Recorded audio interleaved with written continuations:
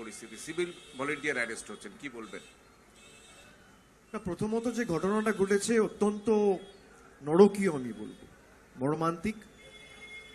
এবং মুখ্যমন্ত্রী, রাজ্য সরকারের যে অবস্থান সেটা ইতিমধ্যেই স্পষ্ট করে বলেছেন, এবং 24 ঘন্টার মধ্যে যিনি মূল অভিযুক্ত তিনি গ্রেফতার হয়েছে, এটাও আপনারা সকলে দেখেছেন। এখন আমাদের দেশের আইন এমন যে আমরা অনেকে চাইলেও কিছু করতে পারি না, আমাদের আইন হাত বেঁধে রেখেছে। এই সমস্ত ঘটনা যারা ঘটায় তাদের সমাজে থাকার অধিকার নেই, কিন্তু দেশের আইন এমন আপনি কিছু করতে পারবেন না। ট্রায়াল হবে, দোষী সাব্যস্ত হবে, তারপর আইদার তার ফাঁসি হবে, নইলে যাবজ্জীবন কারাদণ্ড হবে, নইলে অন্য কোনো বিচার ব্যবস্থা তার বিরুদ্ধে যা ব্যবস্থা ঘোষণা করবে তাই হবে। কিন্তু আজকে যারা এই ঘটনাটা ঘটিয়েছে, সে পুলিশ না ইঞ্জিনিয়ার, না খেলোয়াড়, না রাঁধুনি, না আর্কিটেক্ট, না শ্রমিক, না কৃষক। একটা ধর্ষকের তো কোনো জাত হয় না, সে ধর্ষক। একটা খুনির তো কোনো আইডেন্টিটি হয় না, সে খুনি। সে তো খুন করেছে। যে ধর্ষণ করেছে সে পুলিশ না ডাক্তার, না আর্কিটেক্ট, না শ্রমিক, না কৃষক। এই দেখে তো লাভ নেই, সে আগে ধর্ষক, সে আগে খুনি। এ সমস্ত লোকেদের সমাজে থাকার অধিকার নেই। স্পিডি ট্রায়াল করে যত দ্রুত সম্ভব যাতে তার দৃষ্টান্তমূলক শাস্তি এবং বিচার হয় আমরা সকলে চাই, এবং যত দ্রুত সম্ভব। কিন্তু আমি এই যে একটু আগে বললাম যে আমাদের দেশের আইন এবং বিচার ব্যবস্থা এমন, এবং প্রত্যেকটা ঘটনাকে নিয়ে রাজনীতি করা। আমি দেখছিলাম কালকে খবরটা আসার সাথে সাথে কয়েকটা রাজনৈতিক দল ফ্ল্যাগ নিয়ে বেরিয়ে পড়েছে, বসে পড়েছে। আজকে যদি আমরা সত্যিই চাই যে এরকম ঘটনার পুনরাবৃত্তি না হয় বা না হোক, আমাদের কি করা উচিত? আইন সভায় সংশোধন করে হয় অর্ডিন্যান্স আনুন, অধ্যাদেশ আনুন, এবং 6 মাস পর আপনি অ্যামেন্ডমেন্ট করে বিল আনুন, যাতে 7 দিনের মধ্যে, 10 দিনের মধ্যে এদের ব্যবস্থা হয়, 1 মাসের মধ্যে ব্যবস্থা হয়। যাদের সরকার রয়েছে তারা অর্ডিন্যান্স করে ইডি ডাইরেক্টরের মেয়াদ বাড়াতে পারে। তা অর্ডিন্যান্স করে এই বিল আনতে, অর্ডিন্যান্স করে একজন ধর্ষক বা একজন খুনির যাতে 7 দিনে বিচার হয় এই অধ্যাদেশ আনতে পারে না কেন? চাইলে তো আনা যায়। যারা বিজেপির ফ্ল্যাগ নিয়ে বসেছে তাদের কাজ কি?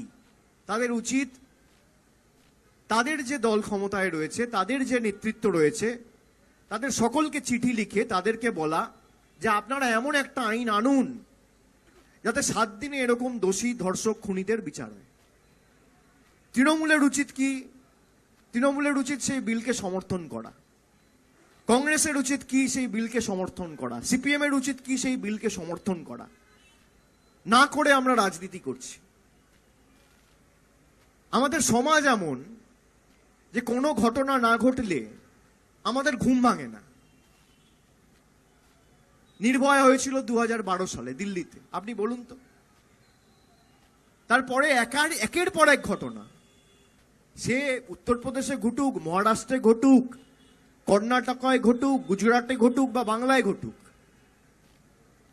সমাজের পক্ষে তো লজ্জাজনক, দুর্ভাগ্যজনক, নরকীয়।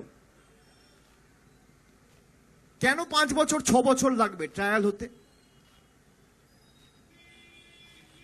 আজকে যে এই ঘটনাটা ঘটালো, আপনারা মনে করেন তার সমাজে বেঁচে থাকার অধিকার রয়েছে?